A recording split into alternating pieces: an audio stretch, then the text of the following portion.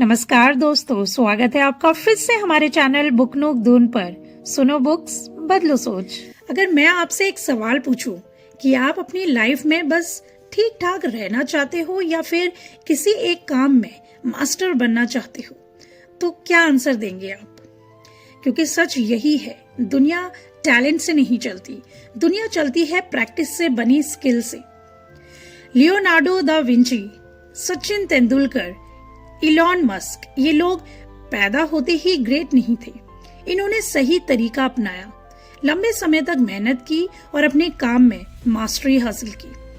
आज इस वीडियो में हम रॉबर्ट ग्रीन की बुक मास्टरी को 7 स्टेजेस में समझने वाले हैं, बिल्कुल प्रैक्टिकल वे में। लेकिन एक बात जानना जरूरी है कि रॉबर्ट ग्रीन सिर्फ राइटर नहीं है, उन्होंने खुद अपनी लाइफ में फेलियर, रिजेक्शंस और कंफ्यूजन देखा है, अलग अलग जॉब्स की, गलतियां की और हर एक्सपीरियंस से सीखा। इसी वजह से ये किताब थ्योरी नहीं, रियल लाइफ का सच सिखाती है। अगर आप इन 7 स्टेजेस को सही तरीके से अपनी लाइफ में फॉलो कर लेते हो तो आप भी किसी भी काम में मास्टरी पा सकते हो। एक बात ध्यान से सुनना, लास्ट स्टेज सबसे ज्यादा इम्पोर्टेंट है, उसे मिस किया तो पूरी पिक्चर अधूरी रह जाएगी। और हाँ, अगर आप चाहते हो ऐसी ही पावरफुल बुक्स रियल लाइफ के हिसाब से समझना, तो अभी हमारे चैनल को सब्सक्राइब कीजिए और भर भर के सपोर्ट दीजिए, क्योंकि आगे आने वाली वीडियोस आपकी सोच बदल सकती हैं। अब पूरा ध्यान लगाकर सुनिएगा जरूर, ये वीडियो आपकी लाइफ का डायरेक्शन बदल सकती है। चलिए शुरू करते हैं स्टेज 1 से। डिस्कवर योर कॉलिंग, यानी कि अपनी सही दिशा पहचानना। अगर आपको खुद नहीं पता कि आप किस काम के लिए बने हो, तो आप पूरी जिंदगी गलत डायरेक्शन में मेहनत करते रहोगे।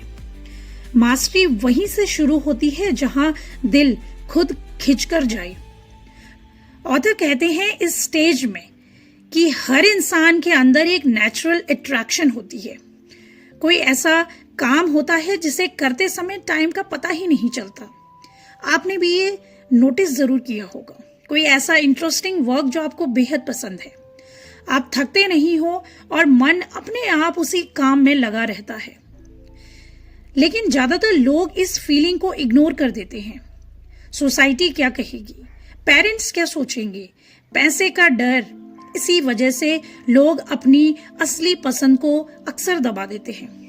मास्टरी पाने के लिए सबसे पहले खुद से ये सवाल पूछना जरूरी है कि मुझे क्या सीखना अच्छा लगता है, मैं किस काम को बिना किसी दबाव के घंटों तक कर सकता हूँ। सचिन तेंदुलकर को बचपन में क्रिकेट खेलने से कोई नहीं रोक पाया, ना फेम ना पैसा, सिर्फ खेल से प्यार जो था उन्हें। अब एक नॉर्मल स्टूडेंट को ही देख लो, जो पढ़ाई में एवरेज है लेकिन मोबाइल रिपेयरिंग में उसे बहुत मजा आता है। अगर वही स्टूडेंट उसी स्किल पर फोकस करे तो वो धीरे धीरे उसी का मास्टर बन सकता है। इस स्टेज का साफ मतलब यही है कि दूसरों की लाइफ नहीं, अपनी कॉलिंग को चुनो। स्टेज 2, फाउंडेशन स्टेज, यानी कि सीखने का सबसे कठिन लेकिन सबसे जरूरी समय। अगर आप जल्दी रिजल्ट चाहते हो तो मास्टरी आपके लिए बनी ही नहीं। मास्टर बनने से पहले झुककर सीखना पड़ता है। फाउंडेशन स्टेज का मतलब है कि खुद को एक स्टूडेंट मान लेना। इस स्टेज में आप सीखने आते हो, दिखाने नहीं। यह समय बोरिंग लग सकता है, काम स्लो चलता है, रिजल्ट जल्दी नहीं दिखता और कई बार मन भी टूटता है, क्योंकि यहाँ ईगो को साइड में रखना पड़ता है। कोई तारीफ नहीं करता, कोई आपको स्पेशल नहीं मानता, सिर्फ आपकी मेहनत दिखती है। रॉबर्ट ग्रीन कहते हैं कि मास्टरी पाने के लिए कम से कम 5 से 10 साल सीखने में लगाने पड़ते हैं। आप एक जिम ट्रेनर को ही देख लो, उसकी सालों की मेहनत ही एक दिन रंग लाती है। और आज जो उसकी परफेक्ट बॉडी बनी है, वो सिर्फ इसी वजह से कि उसने अपने 5-10 साल उस करियर में दे दिए, जो कि एक स्ट्रॉन्ग बेस बनाता है। अब जरा एक रियल लाइफ एग्जांपल से समझिए। एक जूनियर एम्प्लॉय जो पहले सैलरी की नहीं, स्किल की वैल्यू समझता है, जो सीनियर्स को ध्यान से ऑब्जर्व करता है, गलतियां सीखता है और बिना कंप्लेन काम करता रहता है, वही आगे चलकर लीडर बनता है। याद रखो, इस स्टेज को स्किप नहीं किया जा सकता। स्टेज 3 डीप प्रैक्टिस, यानी जहां स्किल शार्प होती है। प्रैक्टिस हर कोई करता है, लेकिन सही प्रैक्टिस बहुत कम लोग करते हैं। जो रोज कंफर्ट में प्रैक्टिस करता है वो कभी मास्टर नहीं बनता। डीप प्रैक्टिस का मतलब होता है अपनी कमजोरियों पर काम करना। जो चीज पहले से आती है उसी को दोबारा दोहराना प्रैक्टिस नहीं कहलाता। असल प्रैक्टिस तो तब होती है जब आप उस हिस्से पर काम करते हो जहां आप बार बार गलती करते हो। वही हिस्सा स्लो होता है, वही अनकंफर्टेबल भी लगता है और वही आपको बेहतर बनाता है। इस स्टेज में आपको अपनी लिमिट से बाहर जाना पड़ता है। गलतियां होंगी, फ्रस्ट्रेशन भी आएगा, लेकिन यही ग्रोथ का रास्ता मिलेगा। अब सचिन तेंदुलकर को ही देख लो, वो नेट्स में अपनी कमजोर शॉट्स पर घंटों तक प्रैक्टिस करते थे। जो शॉट्स मैच में प्रॉब्लम बनती थी, उन्हीं पर सबसे ज्यादा वो काम किया करते थे। एक पब्लिक स्पीकर जो सिर्फ अपने अच्छे हिस्से बोलता है, वह वहीं अटक जाता है। लेकिन जो अपनी स्पीच रिकॉर्ड करता है, फिर उसे सुनकर अपनी मिस्टेक्स को सुधारता है, पॉज ठीक करता है, अपना कॉन्फिडेंस बढ़ाता है, वही धीरे धीरे नेक्स्ट लेवल पर पहुंचता है। इस स्टेज में पेन होना नॉर्मल है। गलतियां आपको रोकती नहीं हैं, बल्कि आपको और बेहतर बनाती हैं। स्टेज 4 है मेंटोरशिप, यानी कि सही गाइड मिलना। गूगल आपको जानकारी देगा, लेकिन मेंटोर आपको सही डायरेक्शन देगा। मेंटोर शॉर्टकट नहीं देता, क्लैरिटी देता है। मेंटोर वो इंसान होता है जो आपसे पहले वही रास्ता चल चुका होता है जिस पर आप अभी चल रहे हो। मेंटोर किताबों की बातें नहीं करता, वो असली लाइफ की एक्सपीरियंसेस सिखाता है। आज इंफॉर्मेशन हर जगह अवेलेबल है, चाहे वीडियोस हो, ब्लॉग्स हो, कोर्सेस हो, हर जगह। लेकिन इतनी इंफॉर्मेशन के बीच कंफ्यूजन भी तो बहुत है। मेंटोर इसी कंफ्यूजन को खत्म करता है और आपको क्लियर रास्ता दिखाता है। सचिन तेंदुलकर के मेंटोर रमाकांत आचारकर थे। उन्होंने सचिन को सिर्फ क्रिकेट सिखाया नहीं, बल्कि डिसिप्लिन, प्रैक्टिस, पेशेंस और फोकस भी सिखाया। यही वजह थी कि सचिन बचपन से ही अलग नजर आते थे। अब जरा एक रियल लाइफ एग्जाम्पल से समझिए। एक नया बिजनेस शुरू करने वाला इंसान अगर किसी एक्सपीरियंस बिजनेस ओनर से गाइडेंस लेता है, तो वो वही गलतियां दोबारा नहीं करता जो दूसरा इंसान पहले कर चुका होता है। इससे उसका टाइम, उसका पैसा और उसकी एनर्जी तीनों ही बचते हैं। मेंटोर से सीखने के लिए 3 बातें बहुत जरूरी हैं। फीडबैक को ध्यान से सुनना, ईगो को साइड में रखना और बिना झिझक सवाल पूछना। याद रखो, सही मेंटोर आपकी स्पीड कई गुना बढ़ा देता है। स्टेज 5 क्रिएटिव एक्सपेरिमेंटेशन, यानी कि अपना तरीका बनाना। कॉपी करने से पहचान नहीं बनती, अपना स्टाइल बनाने से बनती है। मास्टर वही है जो रूल सीखकर उन्हें तोड़ना जानता है। इस स्टेज तक आते आते आप बेसिक्स अच्छे से सीख चुके होते हो। आपको पता होता है कि क्या काम करता है और क्या नहीं। अब यही समय होता है कुछ नया ट्राई करने का। इसका मतलब ये नहीं कि आप बिना सोचे समझे सब कुछ बदल दो। पहले रूल सीखो, फिर धीरे धीरे अपने तरीके जोड़ो।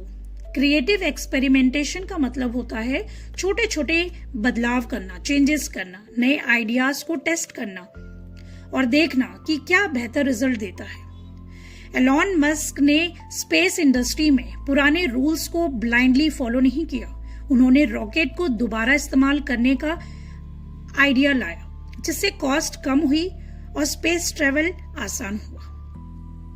अब एक रियल लाइफ एग्जांपल से समझिए। एक कंटेंट क्रिएटर अगर सिर्फ दूसरों की कॉपी करता रहेगा तो लोग उसे पहचानेंगे ही नहीं। लेकिन जब वही क्रिएटर अपनी लैंग्वेज, अपने सोचने का तरीका और अपनी बात रखने का स्टाइल बनाता है, तभी उसकी एक अलग पहचान बनती है। इस स्टेज में रिस्क होता है, लेकिन यही रिस्क आपको बाकी लोगों से अलग बनाता है। याद रखो, सीखो सबसे, लेकिन बनो खुद जैसे। स्टेज 6 सोशल इंटेलिजेंस, यानी कि लोगों को समझना। स्किल आपको ऊपर ले जाती है, लेकिन लोग वो आपको वहां टिकाते हैं जहां आप सोच भी नहीं सकते। जो लोगों को नहीं समझता वो अकेला रह जाता है। इस स्टेज में रॉबर्ट ग्रीन ये बताते हैं कि मास्टरी सिर्फ स्किल तक सीमित नहीं होती। अगर आप लोगों को समझना नहीं सीखते तो आपकी स्किल भी आपको आगे नहीं ले जा पाएगी। सोशल इंटेलिजेंस का मतलब होता है लोगों के बिहेवियर को समझना, कौन क्या चाहता है, कौन किस बात से डरता है और कौन किस वजह से रिएक्ट करता है। ये सब समझना बेहद जरूरी है। काम की जगह पर सिर्फ मेहनत ही काफी नहीं होती, वहाँ पावर गेम्स होते हैं, पॉलिटिक्स होती है और अलग अलग सोच वाले लोग भी होते हैं। अगर आप इन चीजों को इग्नोर करोगे तो बार बार नुकसान होगा। अब एक एग्जाम्पल लेके समझिए। नेपोलियन सिर्फ एक फाइटर नहीं थे, वो लोगों की साइकोलॉजी समझते थे। उन्हें पता था कि किस समय कौन सा कदम उठाना है, किसे मोटिवेट करना है और किससे दूरी बनानी है। इसी वजह से वो एक स्ट्रॉन्ग लीडर बने। इस स्टेज का मतलब बहुत क्लियर है कि स्किल के साथ साथ लोगों को समझना भी सीखो, तभी मास्टरी पूरी होती है। स्टेज 7 नेचुरल मास्टरी, यानी कि जहां काम खुद फ्लो में होता है। जब सोचना बंद हो जाए और काम अपने आप होने लगे, वही मास्टरी होती है। मास्टर सोचता नहीं है, महसूस करता है। इस स्टेज तक पहुंचने के बाद आप हर छोटी बात पर सोचने में टाइम बर्बाद नहीं करते।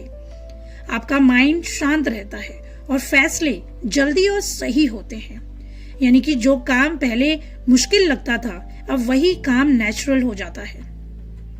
आप डर में नहीं रहते क्योंकि आपके पास एक्सपीरियंस होता है। प्रेशर में भी आप काम रहते हो, शांत रहते हो।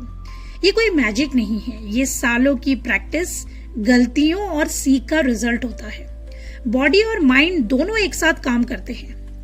एक एक्सपीरियंस डॉक्टर पेशेंट को देखते ही प्रॉब्लम का आइडिया लगा लेता है।